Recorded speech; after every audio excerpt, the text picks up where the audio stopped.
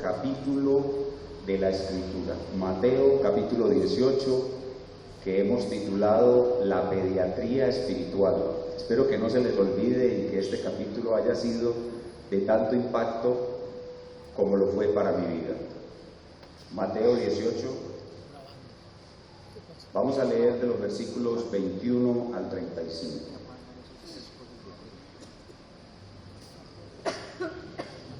Verles todos juntos también causa un poco más de temor.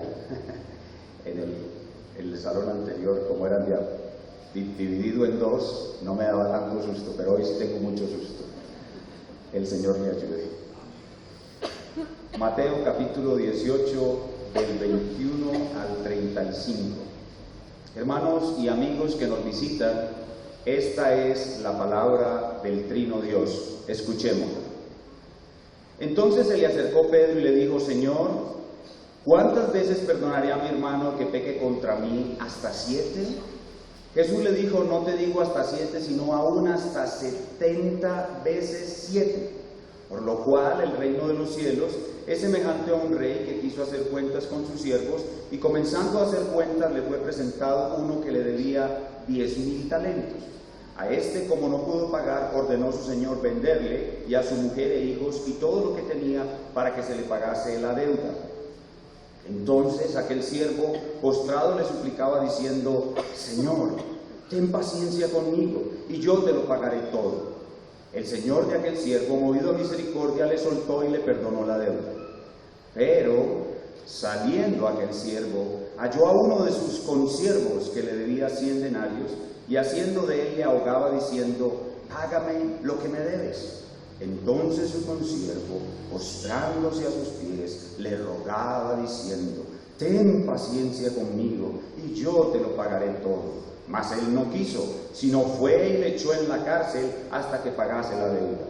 Viendo sus consiervos lo que pasaba, se entristecieron mucho, y fueron y refirieron a su señor todo lo que había pasado. Entonces, llamándole su señor, le dijo: siervo malvado, toda aquella deuda te perdoné porque me rogaste. ¿No debías tú también tener misericordia de tu consiervo como yo tuve misericordia de ti? Entonces su señor, enojado, le entregó a los verdugos hasta que pagase todo lo que le debía.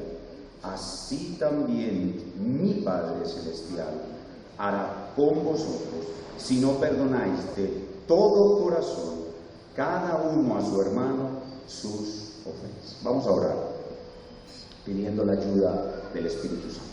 Espíritu Santo del Trino Dios, gracias por este nuevo lugar, gracias por este nuevo local.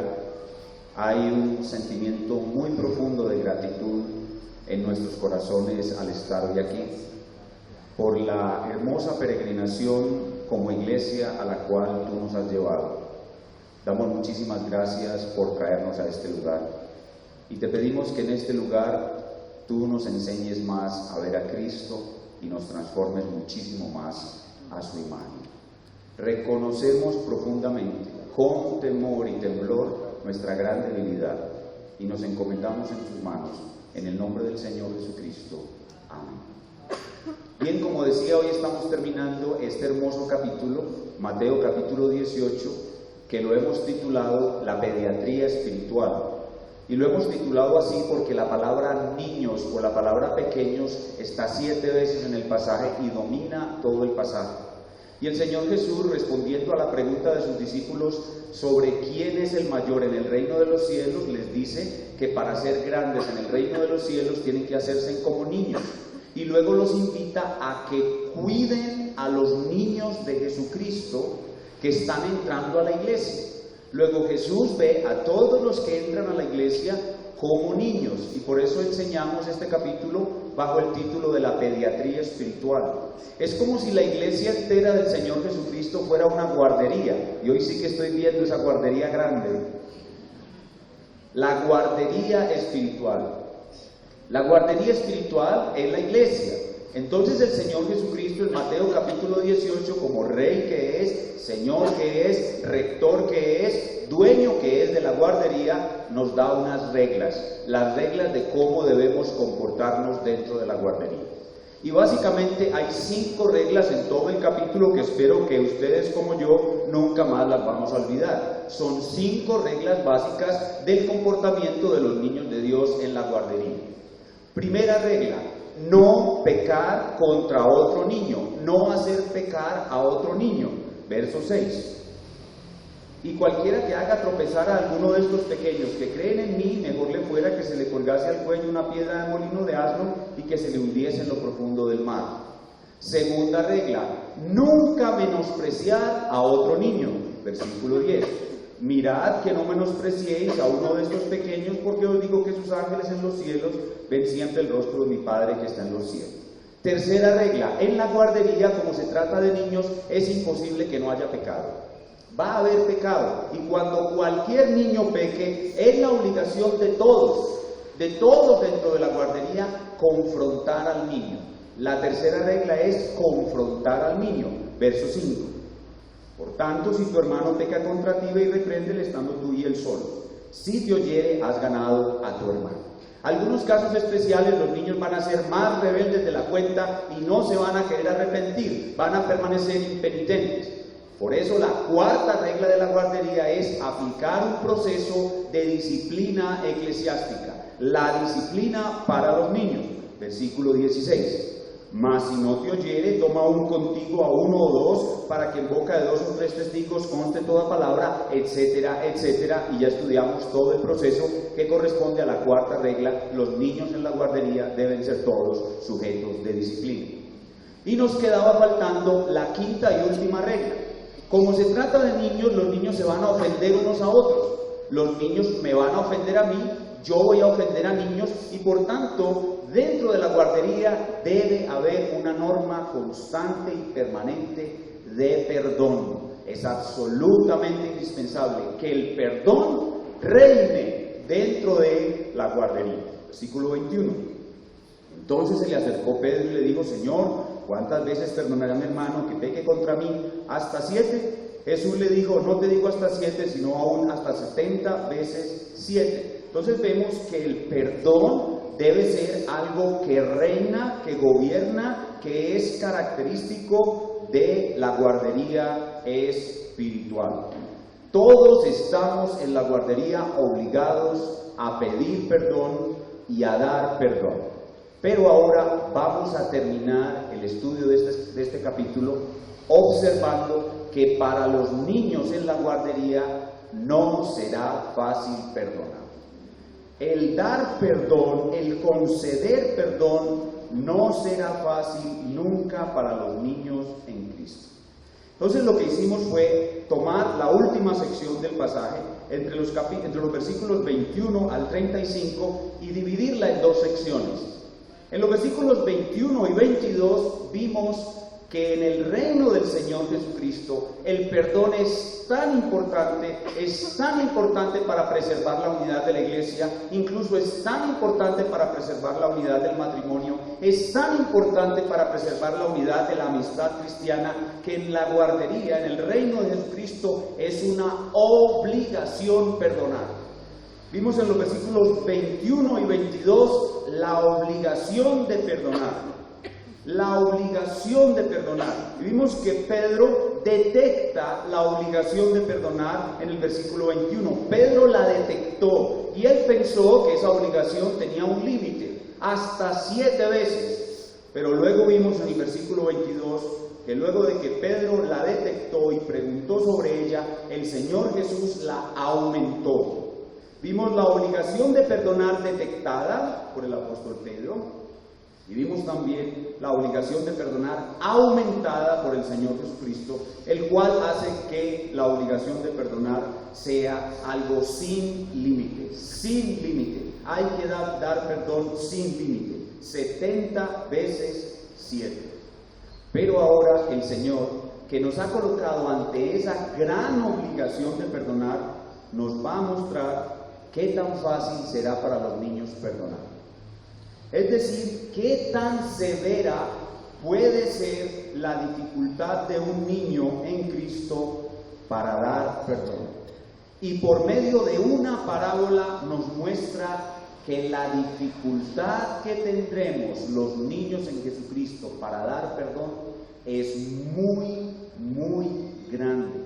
La dificultad de perdonar es muy, muy severa, muy, muy severa. Es severa entre hermanos en la iglesia, es severa entre esposos. Los esposos creen que porque se han casado les va a ser muy fácil perdonarse el uno al otro. No lo es. Es severa entre amigos en Cristo. La dificultad de perdonar entre dos creyentes es muy severa. ¿Por qué? Porque el niño en Cristo todavía se ama mucho a sí mismo y tiene muy poco o ningún fruto del Espíritu Santo. Y por esa razón es normal que los niños en Cristo sean discapacitados en perdonar. Discapacitados en perdonar. Cuando la gloria de su Padre Celestial es perdonar, ellos están discapacitados en perdonar. Cuando la honra del hombre es perdonar, ellos están discapacitados en perdonar. Cuando la imagen de Dios es perdonar, ellos están discapacitados para perdonar.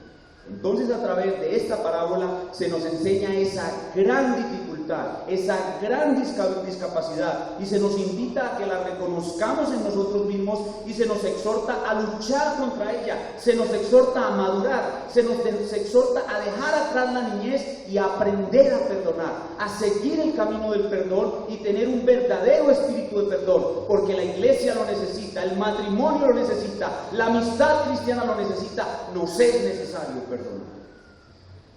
Y para eso el Señor nos da esta preciosa parábola. Esta parábola es conocida en el común de las iglesias del mundo cristiano como la parábola de los dos deudores. La parábola de los dos deudores. Pero estudiando mejor su contexto y entendiéndola mejor en su contexto, me ha parecido a mí mejor titularla la parábola del niño implacable. La parábola del niño implacable. En el contexto se está hablando de niños. En el contexto se está enseñando que debemos dejar la infancia espiritual. Y en el contexto se nos está mostrando que el que no sabe perdonar en la iglesia de Cristo es un niño y que manifiesta su niñez al mostrarse implacable, es decir, sin perdón ante las ofensas que otros le hacen. Y para estudiar la parábola la he dividido en tres partes. Primero veremos el perdón maravilloso para el niño implacable, entre los versículos 23 al 27. Y por eso cantábamos en los himnos que el perdón que el Señor nos ha dado es maravilloso. El perdón maravilloso para el niño implacable entre los versos 23 al 27. Y luego veremos el pecado atroz del niño implacable. El pecado atroz del niño implacable, versículos 28 al 30. Y finalmente veremos el castigo necesario para el niño implacable. El castigo necesario para el niño implacable, versículos 31 al 35. Tres cosas pues veremos. Primero, el perdón maravilloso. Segundo, el pecado atroz. Y tercero, el castigo necesario. Comencemos viendo el perdón maravilloso que el gran rey ha dado al niño implacable. Y en esta primera parte veremos el grande, maravilloso, inescrutable perdón que Dios nos ha dado. Versículo 23. El versículo 23 comienza diciendo por lo cual. Y ese por lo cual está conectado con la obligación de perdonar. Debido a que es tan obligatorio, tan perentorio perdonar, los niños en Cristo van a fallar. Y el reino de los cielos se va a mostrar como sigue. Como un rey que quiso hacer cuentas con sus siervos. Obviamente el reino de los cielos es la esfera donde Dios es rey, la iglesia es la esfera donde Dios es rey, y el rey obviamente es Dios nuestro Padre. Y ese gran rey quiso hacer cuentas con sus siervos, versículo 24. Y comenzando a hacer cuentas, le fue presentado uno que le debía 10,000 talentos. Sin duda alguna nuestro Rey y Dios va a hacer cuentas con nosotros. Hay dos momentos particulares en la vida de un hombre en que Dios le traerá cuentas. O en el momento de la conversión o en el juicio final. En el juicio final todos estaremos delante de Dios para dar cuentas. Pero antes del juicio final, algunos pecadores que hemos sido elegidos por la gracia de Dios, somos llevados a la conversión. En el momento de la conversión, nosotros recibimos, como bien nos ha enseñado nuestro pastor Julio, la convicción de pecado. En el momento de la conversión estamos delante de Dios rindiendo cuentas. Y allí Dios nos hace conscientes de que tenemos delante de Él una deuda imposible de pagar. Termina diciendo el verso 24, le fue presentado uno que le debía 10,000 talentos. Estos 10,000 talentos representan una deuda impagable. Es un número incalculable. Podría ser algo así como un trillón de pesos, que es un número 10 con 18 ceros a la derecha. Es una deuda impagable. Y este hombre que le debía 10,000 talentos fue presentado al rey en la figura de un gobernante pagano que se conocía con el nombre de sátrapa. Los sátrapas eran los gobernadores de unas grandes provincias que pertenecían a su vez a un gran rey, y esos gobernadores de esas grandes provincias, cuando sacaban impuestos de la provincia, recolectaban grandes cantidades, algo así como 10,000 talentos. Pero esto tan solo es una figura de lo que nos sucede a nosotros en la conversión.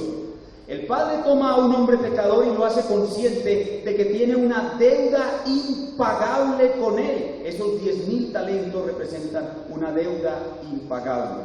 Y ese hombre que está así, con esa deuda, delante del rey, obviamente no la podía pagar. Versículo 25.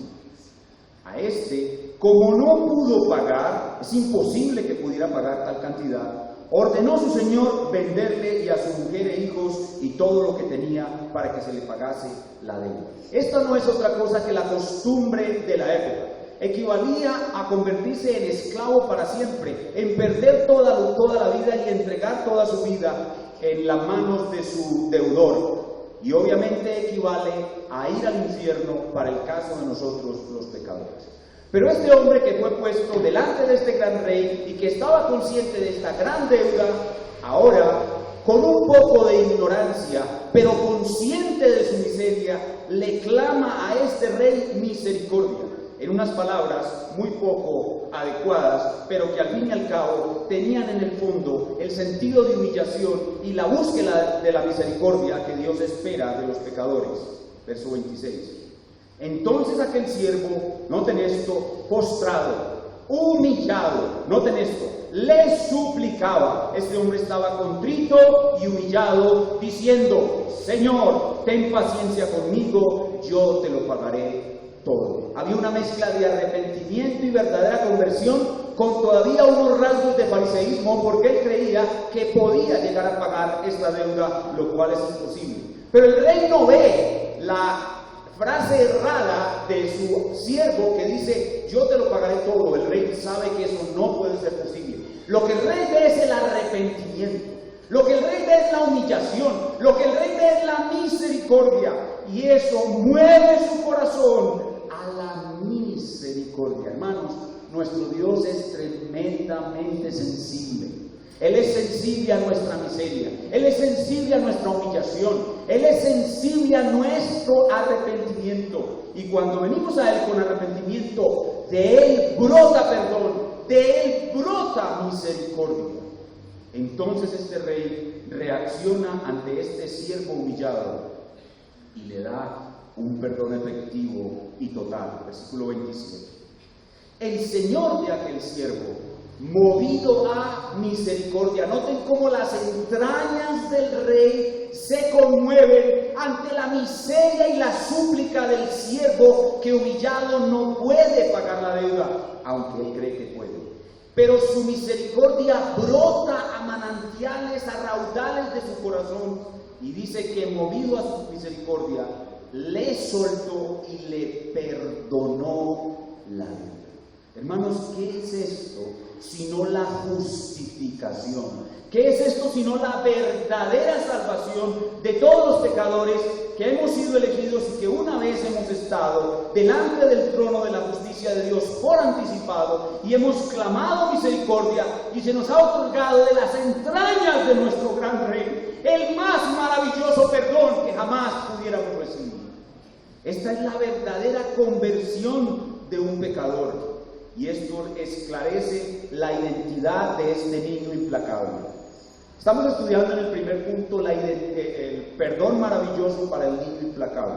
Y tenemos que dejar claro que verdaderamente se trata de un rey.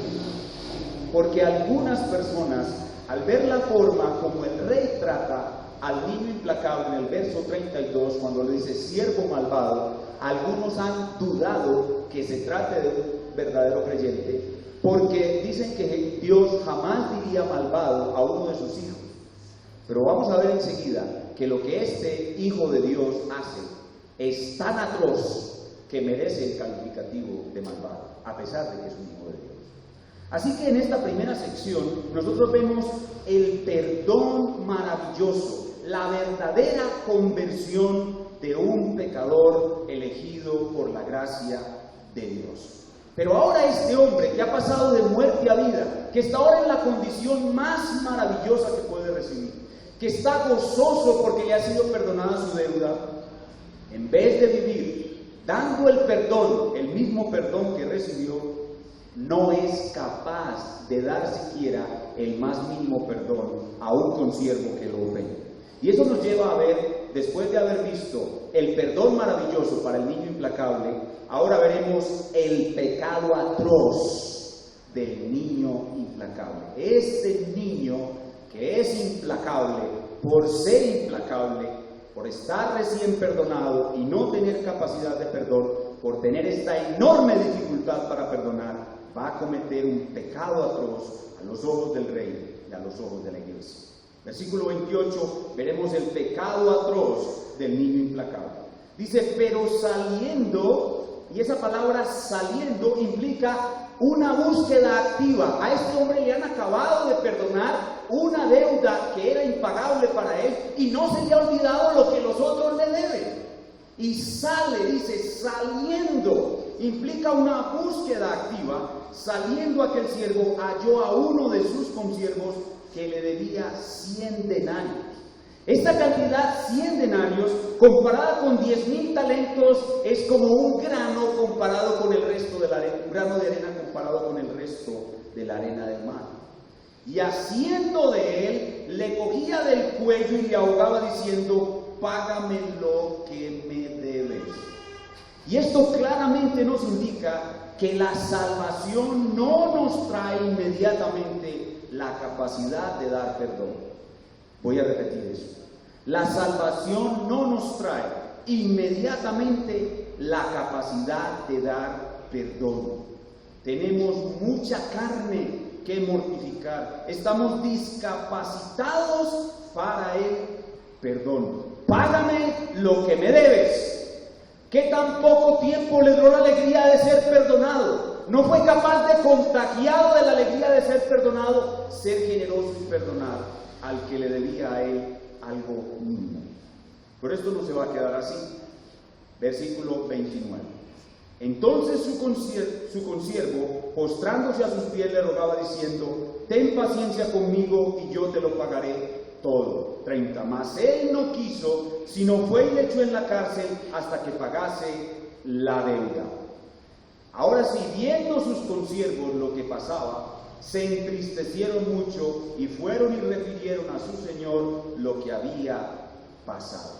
Ahora sus consiervos ven esto y esto realmente es una atrocidad. Esto es una atrocidad porque es una negación de la naturaleza del gran rey. El gran rey le ha dado su perdón y ahora uno que posee la imagen del rey, porque fue restaurado a la imagen del rey cuando fue perdonado, no refleja la imagen del gran rey. Por lo abrumador que fue el perdón que recibió, la imagen del rey fue implantada en su corazón y debía ser revelada ahora dando perdón, pero él no da perdón. Y por tanto es una atrocidad, es un ataque, es una distorsión de la naturaleza del gran rey que le perdonó.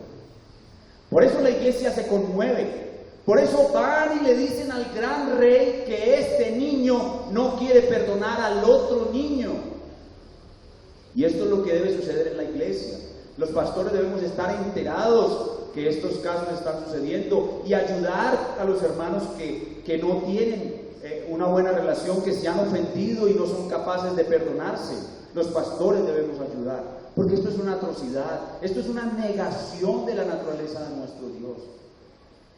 Y quiera Dios que los pastores podamos mediar, y quiera Dios que otros hermanos puedan mediar, para que los dos hermanos que están disgustados y no son capaces de darse en perdón mutuamente, tengan esa capacidad de perdonar y puedan perdonarse mutuamente, y las buenas relaciones se mantengan, el amor crezca y se fortalezca.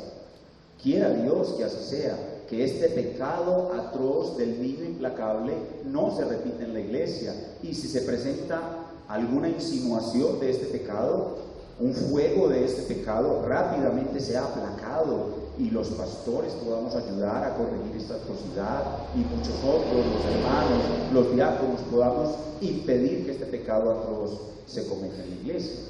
¿Qué hemos visto hasta aquí? Hemos visto el perdón maravilloso para el niño implacable, pero hemos visto que este niño implacable va a cometer un pecado atroz, que es el no darle perdón a su hermano que le ofende mínimamente. Y la iglesia va a reaccionar, la iglesia va a interceder ante el gran rey, la iglesia va a mediar con los dos que están enojados, disgustados, separados, pero hay algo más. Este pecado es tan atroz que Dios va a tomar el asunto con sus propias manos. Hay pecados que son dejados para que la iglesia los discipline. Hemos estudiado lo que es la disciplina correctiva indirecta. Cuando se cometen pecados en la iglesia debe actuar de manera disciplinante, y hay una disciplina que es disciplina correctiva aplicada por medio de la iglesia, y es lo que llamamos disciplina correctiva indirecta. Pero el pecado de este niño implacable es tan atroz que Dios no va a entregarlo a que la iglesia lo trate en definitiva. Dios va a tomar el asunto en sus manos. Este pecado es tan atroz que Dios va a tomar el asunto en sus manos. Y ese es el tercer punto de la parábola: el castigo para el niño implacable. Hemos visto el perdón maravilloso para el niño implacable. Hemos visto el pecado atroz del niño implacable. Y ahora nos falta ver solamente el castigo necesario para el niño implacable. Dios tomará esto en sus manos. Dios tomará esto en sus manos, y al niño implacable Dios le dará el castigo que él necesita para aprender a tener un espíritu perdonador. Algunos de los niños en Cristo se dan perdón de boca, pero no de corazón, y eso va a provocar que Dios los castigue. El castigo de Dios es necesario para que estos niños implacables aprendan a tener un espíritu perdonador, el cual es absolutamente necesario en la guardería. El versículo 30, bueno, desde el 31 más bien. Viendo sus consiervos lo que pasaba, se entristecieron mucho, y fueron y refirieron a su señor todo lo que había pasado. Entonces, llamándole su señor, le dijo: siervo malvado. Recuerden que este es un verdadero cristiano, a pesar de que Dios lo trata así, pues su pecado es atroz. Siervo malvado, toda aquella deuda te perdoné porque me rogaste. ¿No debías tú también tener misericordia de tu consiervo como yo tuve misericordia de ti?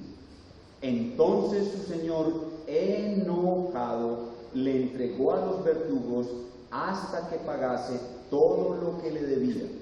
Así también mi Padre Celestial hará con vosotros, y está señalando a los apóstoles, si no perdonáis de todo corazón cada uno a su hermano sus ofensas.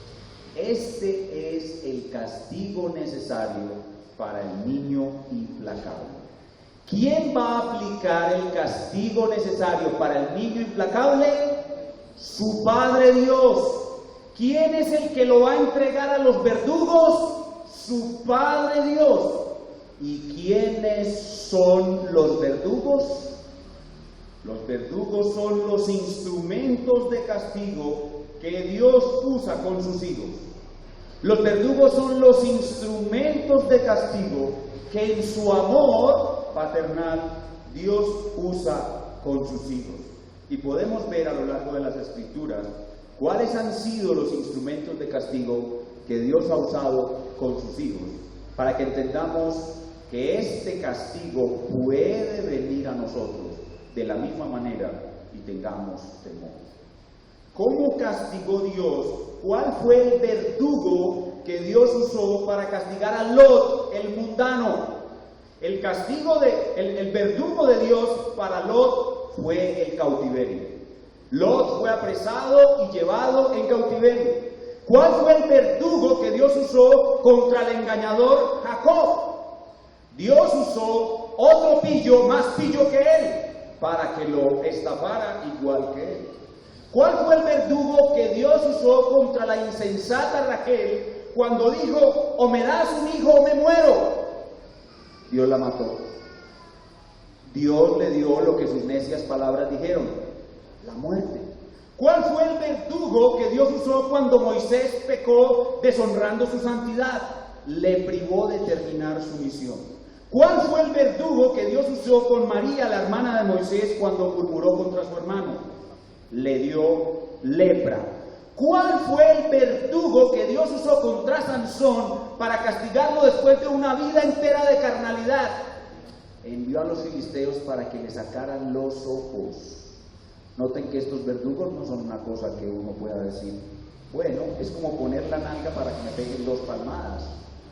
No, es algo serio, es el castigo que necesario. Y Dios sabe cuál es el castigo necesario para ti.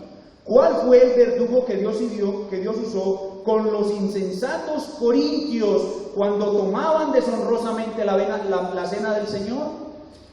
Enfermedad y muerte. ¿Cuál fue el verdugo que Dios usó contra aquel corintio insensato que se casó con su madrastra? El verdugo fue el mismísimo Satanás. El tal sea entregado a Satanás. ¿Para qué? Para destrucción de la carne. ¿A fin de qué? De que el alma, el espíritu sea salvo en el día del Señor. Así que, hermanos, cuando hablamos del castigo necesario para el niño implacable, debemos temblar. Ahora, ¿quién envía los verdugos? El Padre. ¿Cuáles son los verdugos? Ya los vimos. Ahora la última pregunta en esta sección: ¿por cuánto tiempo en manos de los verdugos? El pasaje lo dice: hasta que pague todo lo que debía, es decir, hasta que aprenda a tener ¿qué? Un espíritu perdonador. Hermanos, esto es cosa seria. Esto es cosa seria. Estar en esta guardería es cosa seria. Sus reglas son muy importantes y el Señor hará que las cumplamos. ¿Qué hemos aprendido entonces en este día al observar en esta parábola el perdón maravilloso para el niño implacable? ¿Qué hemos aprendido al ver cómo este niño implacable comete un pecado atroz, el pecado atroz del niño implacable? ¿Qué hemos aprendido al ver el castigo necesario para el niño implacable? ¿Qué hemos aprendido? Hemos aprendido que nuestro Rey nos manda a tener un espíritu perdonador con todos los niños de la guardería, pero que esto no va a ser fácil. Hemos aprendido que los niños en Cristo no tienen un espíritu perdonador y que deben desarrollarlo. Y por eso, escuchen esto bien, por eso es necesario que aquí en la iglesia nos veamos envueltos en problemas unos con otros. Es necesario que tengamos problemas unos con otros. ¿Para qué? Para que aprendamos a perdonar. Si no tenemos problemas unos con otros, nunca aprenderemos a perdonar. En tercer lugar, hemos aprendido que Dios usa castigos, verdugos para sus hijos que no perdonan a los otros niños, y los usa con fuerza y con el tiempo suficiente hasta que el espíritu perdonador se desarrolle en cada uno de sus hijos. Eso es lo que hemos aprendido. Ahora vamos a aplicar esta enseñanza a nuestras vidas. Vamos a trasladarnos del tiempo aquel en que Jesús habló a sus discípulos. Ya vimos lo que sucedió a ellos en ese tiempo. Y vimos que todo esto viene de nuestro Rey, que murió en una cruz por nosotros para darnos salvación y la capacidad de perdonar, porque nosotros naturalmente no la vamos a tener. Esto no puede suceder para nosotros si no hay una cruz donde Cristo muera por nosotros. Pero ahora vamos a ver, después de ver lo que es para ellos entonces y lo que nos trae Cristo por su cruz, lo que significa para nosotros hoy, aquí y ahora. Y vamos a hacerlo por medio de dos preguntas. La primera pregunta: ¿quién es el niño implacable? Tú. Voy a decirlo en inglés también porque hay algunos americanos. You. ¿Quién es el niño implacable? Tú. Tú eres el niño implacable. Cada uno de nosotros somos el niño implacable. Basta que nos ofendan lo suficiente para que se manifieste en nosotros el niño implacable. Y hay variedad de ofensas que van a ocurrir aquí en la iglesia. Ofensas leves, como chismes, malos entendidos, u otras ofensas leves, hasta casos severísimos, como robo, fornicación, adulterio, hasta homicidio, y casos extremadamente severos, como el caso del asesinato de los misioneros en Ecuador, en manos de los indios Aucas. Los indios Aucas en el Ecuador asesinaron a los varones de un equipo misionero que fue a evangelizarlos. Y las esposas de esos misioneros americanos pudieron perdonar, pudieron vencer al niño implacable que había en ellas. Y ellas perdonaron, y ellas fueron y gestaron la obra misionera en los Aucas, y los Aucas fueron salvados, gracias a que las esposas de estos hermanos no se dejaron vencer por el niño implacable. Y ellas fueron y continuaron la misión, perdonaron a los indígenas y evangelizaron y llevaron a la salvación a los hombres que habían dado muerte a sus propios esposos. O como el caso del asesinato en la escuela Amish. Les puse la última vez que tuvimos el mensaje anterior que vieran la película El Poder Sanador del Perdón. El caso de los Amish. Ellos, una escuela Amish fue atacada por un hombre y mató a 4 o 5 niños de los Amish. Y pudieron ver en la película la niña implacable, porque había una sola miembro de la congregación Amish que no quería perdonar, y cómo Dios la llevó a perdonar. Hay variedad de ofensas, hay variedad de casos. En todos nosotros está el niño implacable. Basta que te ofendan lo suficiente para que brote en ti el niño implacable. Hasta ahora tú crees que no eres el niño implacable, pero eso es porque no te han ofendido lo suficiente. Espera que te ofendan lo suficiente y verás que va a surgir en ti el niño implacable. Ahora, la segunda pregunta es la siguiente: Pastor, ¿qué debo hacer cuando se manifieste en mí el niño implacable? ¿Qué debo hacer cuando se manifieste en mí el niño implacable? Matarlo. Hay que matarlo. Infanticidio espiritual. Hay que cometer infanticidio espiritual. En la guardería espiritual, obviamente. El niño implacable debe morir. El niño implacable debe morir. El niño implacable que hay en ti debe morir. La iglesia necesita que el niño implacable que hay en ti sea juzgado, condenado y completamente mortificado. Tu matrimonio necesita que el niño implacable que hay en ti sea juzgado, condenado y completamente mortificado. La amistad cristiana que tienes con los hermanos en la iglesia necesita que el niño implacable que hay en ti sea completamente mortificado. ¿Cómo lo hacemos? ¿Cómo mortificamos? ¿Cómo matamos? ¿Cómo asesinamos al niño implacable? Hay una sola cosa que hacer: la autopredicación. La autopredicación. Y ya estamos familiarizados con esto de la autopredicación, porque hemos aprendido aquí que los cristianos debemos tener ¿qué? Una mente preparada para la aflicción. Y la esencia de la mente preparada para la aflicción es la práctica de la autopredicación.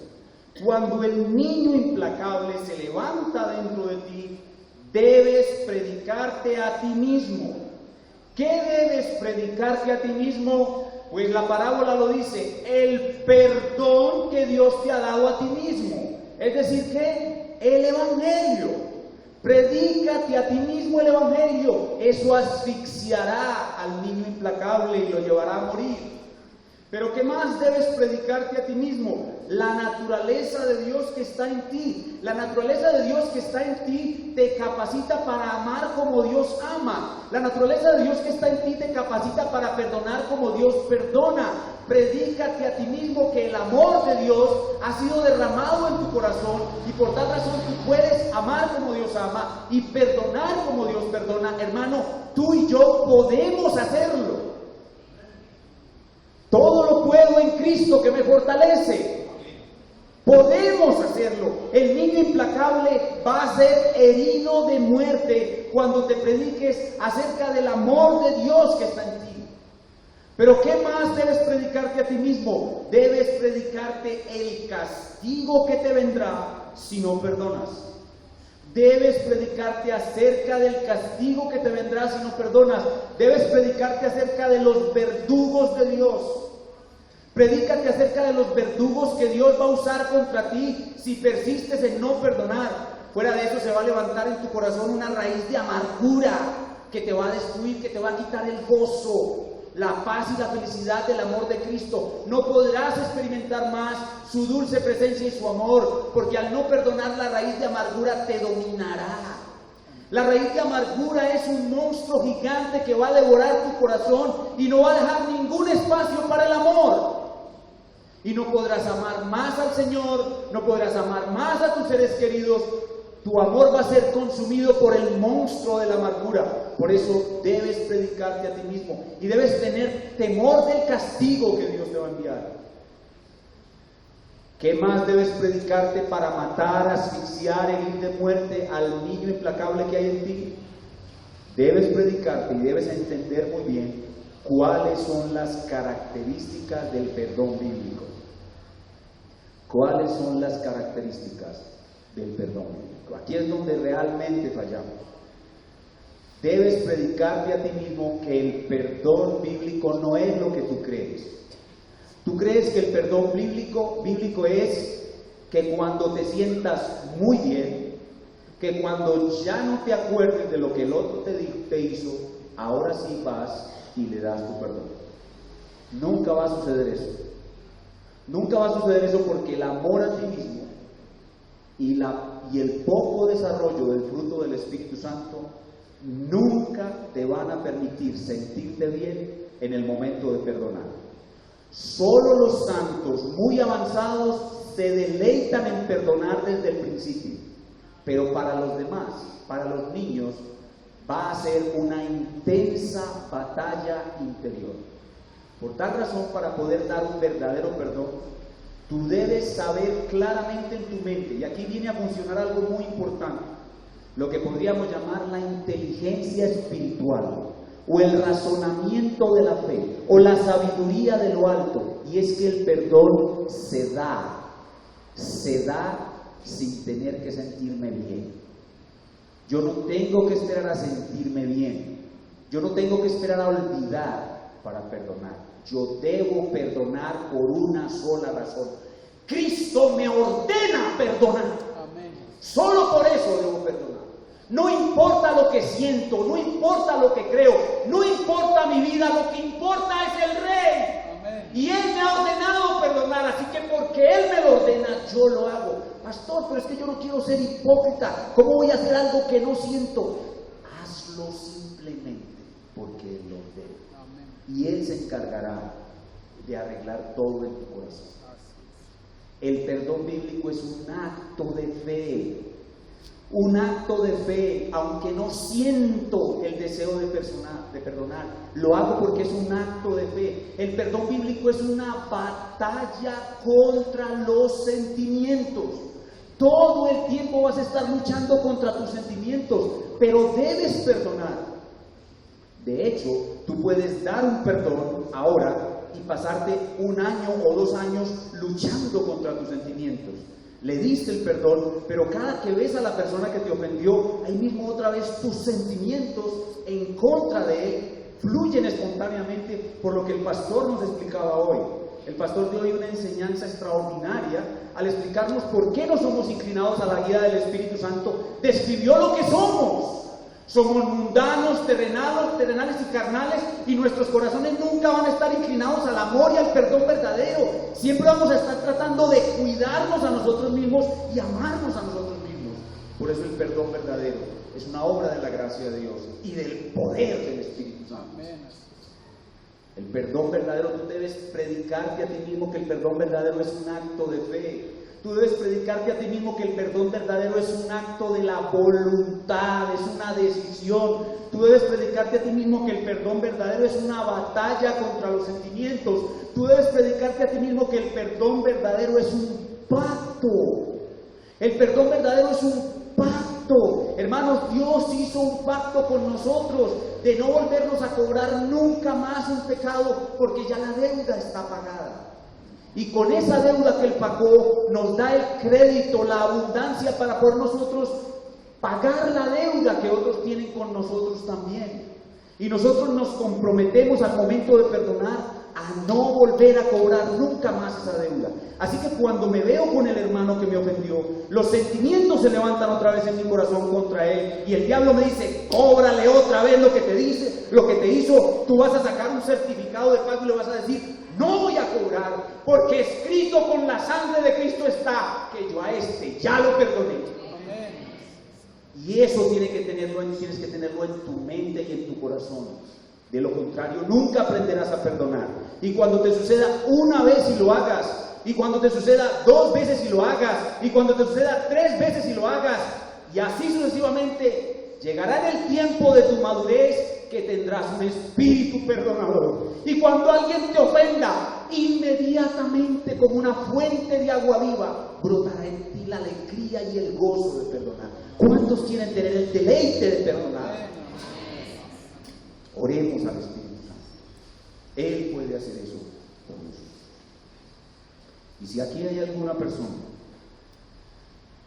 que aún no ha sido perdonada de sus pecados, el mismo Espíritu Santo le haga ver hoy que él es peor que ese niño implacable, que en él no hay capacidad de perdonar y que sus pecados aún no han sido perdonados, pero que está aquí por la gracia de Cristo para ser perdonado. Que el Señor conceda a los que no le conocen el perdón de sus pecados, y a nosotros que le conocemos un espíritu perdonado. Oremos. Espíritu Santo, gracias por esta palabra. Gracias por este primer mensaje en este nuevo lugar.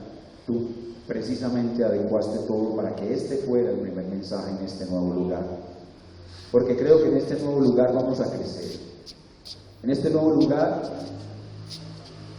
vamos a amarnos más, vamos a perdonarnos de verdad. Yo te quiero pedir en este momento, Espíritu Santo, que obres en aquellos hermanos de nuestra iglesia que están enemistados. Aquí hay hermanos que tenían una relación hermosa y maravillosa, una relación de gozo y alegría, de intimidad, pero que por una ofensa menor y porque ambos son niños implacables, ahora son hermanos distantes, que no se aman de verdad. Concede a estos hermanos distantes que se han ofendido y no perdonado, mostrando que son niños implacables, el don maravilloso del perdón.